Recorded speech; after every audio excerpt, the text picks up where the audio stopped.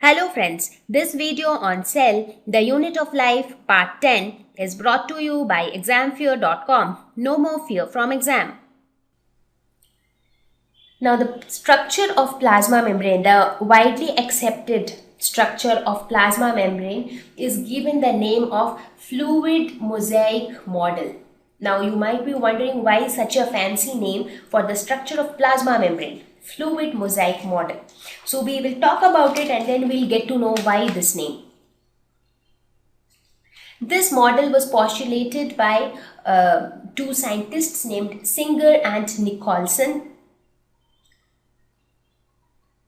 and they described this model as protein icebergs in the sea of lipids. So lipids all around, and then that proteins are present here and there.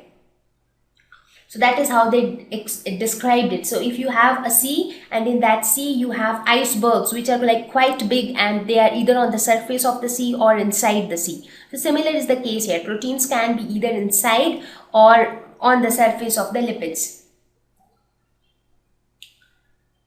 So this is how the structure is. The structure which I explained you just now. So in this case, proteins are neither confined only to the surface nor do they form continuous layers. So that is one speciality of how proteins are distributed here. So you cannot say that okay they form continuous layers on the surface. No.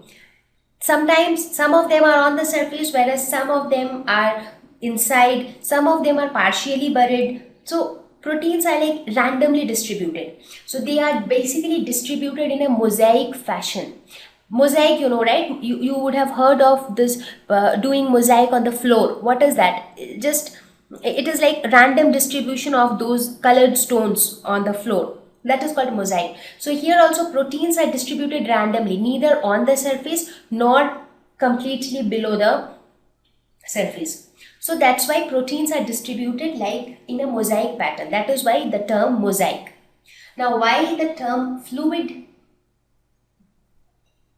Now, fluid is because of the fluidity of the membrane. Now, this plasma membrane which you see, it is not static. Here, the lipid molecules which you see, all these lipid molecules are linked to one another by bonds which are very, very weak. Now, since if the bond is very weak, then they can move laterally. Let us suppose if you have two objects which are tied by a very thin thread, and if you have the same two objects tied by a thick rod, in which case the possibility of the objects being moved is more. Suppose now if wind blows, what will happen? This thin thread might get carried away by the wind. So these objects might move, but this thick rod will not be carried away by the wind, so this will not move. So if the bond between the lipid molecules is really weak, in that case there is a possibility that the lipid molecules can move laterally, and that is what happens here in this membrane also. Since the bond joining the lipid molecules are very weak, therefore the membrane is not static and it moves laterally. Now, mobility is more, and it is generally observed that the mobility is even more in membranes which have lesser cholesterol. It is not only the lipid molecules which can move, it has been found that the proteins can also move, but much lesser than the lipids. So the movement in the protein molecules are not that evident, but yes, the lipid molecules do move. Because of that, this membrane has a fluid nature. What is fluid? Anything that can flow is fluid. Now, since the lipid molecules can move, this side also you have lipid, this side also you have lipids, and they all can move laterally. So if everything is moving, you will feel as if it is flowing, and that is why it has said to be a fluid mosaic model. Fluid because the lipid molecules can move laterally due to the weak bonds. Mosaic because the proteins are arranged in a mosaic pattern. That is why the name fluid mosaic model. So this arrangement or this structure of plasma membrane is popularly accepted and popularly known as fluid mosaic model. Now, as I just discussed, structure of the plasma membrane is not static. Fluidity of the membrane is present. So membrane has a fluid nature. Now, I'll also give you certain instances which will help you to understand it better, that yes, like when I say for the first time that the plasma membrane can move, it sounds little weird, because you might be thinking it is the boundary of a cell, how can it move? Boundaries generally don't move. But when I give you some of the instances or some of the activities or functions of the cell, which actually gives a hint that the membrane has a fluidity. So fluidity of the membrane is important for cell growth. When I talk about cell growth, what happens? The cell grows in size. Now let us suppose if this is a cell. So that the cell grows in size like this, like this. So what is happening? Basically, this cell membrane is also getting enlarged to accommodate the bigger size of the cell, right? You're getting my point. So that means there is some amount of flexibility with the cell membrane which is allowing it to accommodate a larger cell. That is possible because of the fluidity of the membrane, because the membrane is able to move laterally, so it is able to adjust the bigger size of the cell. Similarly, you talk about cell division. What happens in cell division? When the cell divides, these plasma membranes need to expand and contract during the cell movements involved during cell division. So that is also possible because of the fluidity of membrane. Secretion. So flow of materials through the plasma membrane is indicative of the fluidity of membrane. Now since the membrane is like slightly movable, that is why it becomes easy for materials to pass through it and also to secrete substances.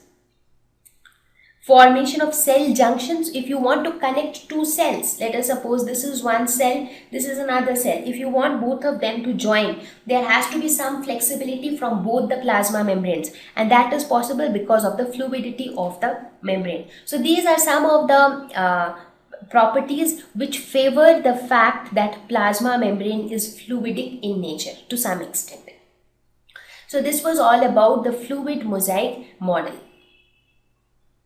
Now that we have completely understood the semi-permeable behavior of plasma membrane as well as the structure of plasma membrane, let us quickly look at the functions which the plasma membrane perform.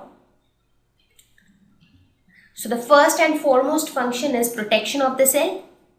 This membrane, being the boundary, has to protect the cell. Movement of substances in and out of the cell. When I say substances, it can be gases by diffusion or water by osmosis. And this movement can also happen by active transport as well as passive transport. So depending upon the need. Flexibility enables cell to engulf food and other materials from surroundings. As I said, since the membrane is quite flexible, the membrane can move. So movement of the membrane also helps to engulf food. For example, if you think of amoeba, what happens in case of amoeba? The shape of the body is irregular and it does not have a fixed shape. So it can change its shape. Let us suppose this blue colored thing which you see here, that is a food material, and this is the amoeba. So what it does, it changes its shape, as you can see here. So what is changing? It is not only amoeba which is changing, but the boundary is also changing. The plasma membrane is also changing. And gradually it changes its shape in such a way that the food material which was earlier outside has come inside. So it has engulfed the food material, and this became possible due to the flexible plasma membrane. Now this process in amoeba is known as endocytosis. So plasma membrane, these are some additional functions which are performed by the plasma membrane. But the basic function of plasma membrane is to ensure protection of the cell. And how does it ensure protection of the cell? By becoming selectively permeable. It does not allow anything and everything to pass across it. So with this, we will end our discussion on plasma membrane. I hope the concept of plasma membrane or cell membrane is now clear to you. This plasma membrane is found in all types of cells, whether it is plant cells or animal cells.